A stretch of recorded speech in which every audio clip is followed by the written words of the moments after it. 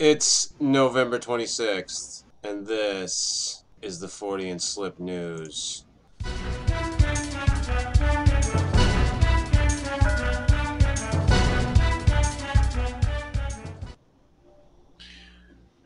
All right, our first story comes from Carl Lancelot and teambig.com. That's team-big.com. And apparently Carl did some stabilization on the newly released Derek Randles thermal footage. Carl writes, when it comes to gathering evidence of the existence of Bigfoot, a few pieces of evidence are as convincing as stable FLIR thermal footage. That footage is vastly more credible when it originates from the Olympic Project in Washington State. The team heard what sounded like a faint knocking sound around 11 to 11:15 p.m. and immediately began looking at the direction with the thermal camera. That is when they saw what would be known as the Ridge Watcher, Bigfoot.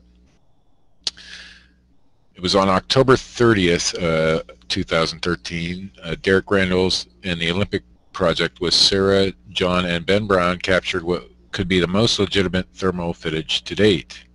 A large figure's heat signature is visible from a distance of 117 feet on the other side of a steep ridge. And it looks like it has titties. Enhancements to the footage reveal what could be actual facial features. The eye sockets, nose, mouth, and ears are detectable, as well as the large muscle groups of the upper torso. Looks like a large naked bald man to me.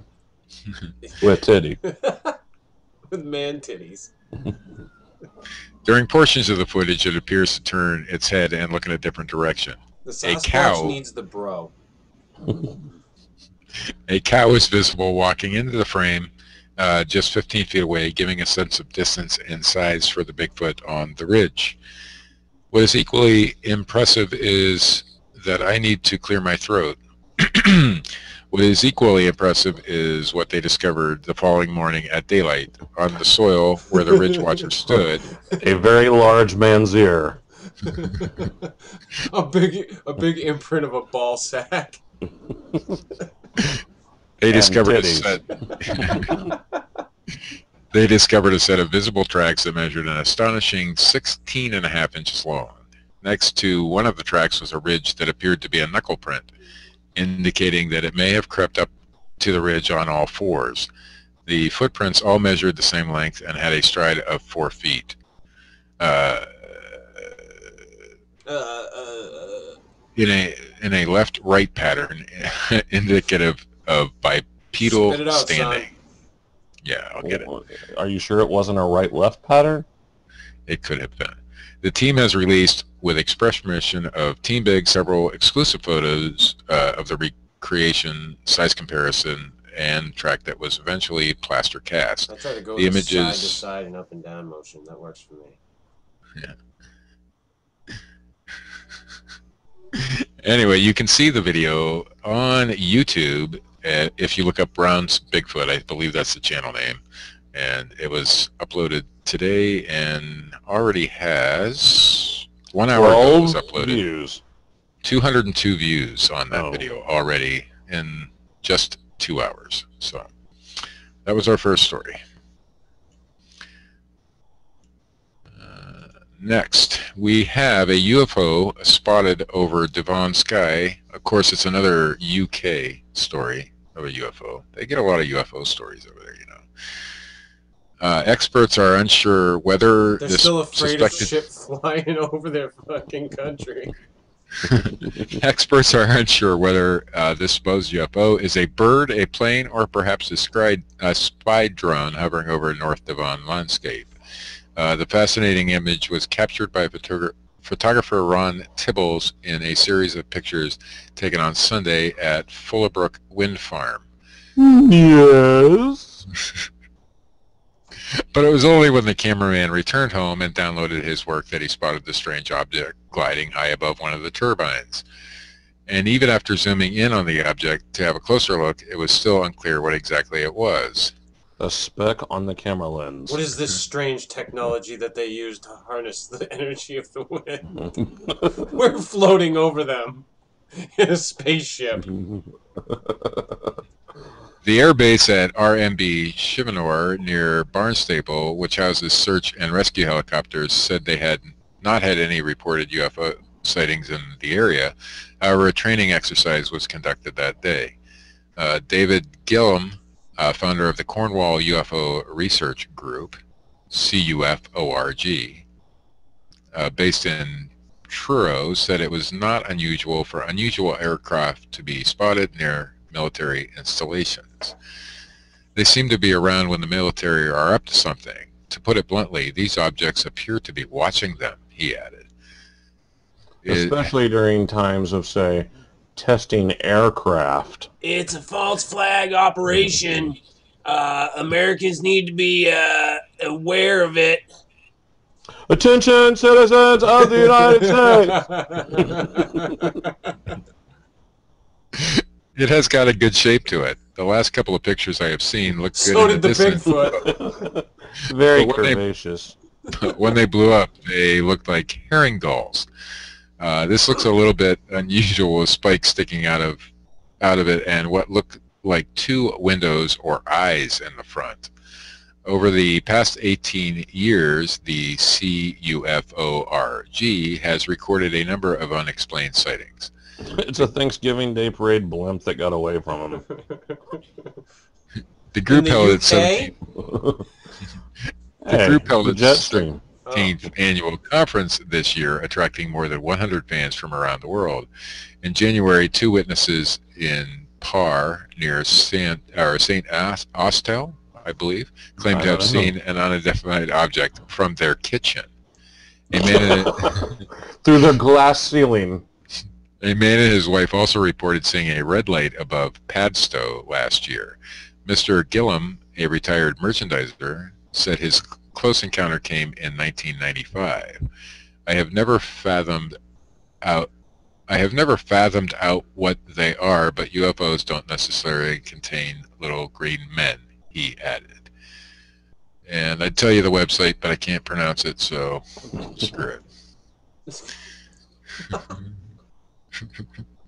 This one's from The Guardian. Scientists prove afterlife with quantum mechanics. Aha! It's a question pondered by philosophers, scientists, and the devout since the dawn of time. Is there an afterlife? It has plagued men since the dawn of time. While the religious would argue that life on Earth is a mere warm-up for an eternity spent in heaven or hell, and many scientists would dismiss the concept for lack of proof, one expert claims he has definitive evidence to confirm once and for all that there is indeed life after death. If it was definitive, wouldn't that make it proof and not evidence? The answer, Professor Robert Lanza says, lies in quantum physics, specifically the theory of biocentrism. The scientist from Wake Forest University School of Medicine in North Carolina in the United States says the evidence lies in the idea that the concept of death is a mere figment of our consciousness.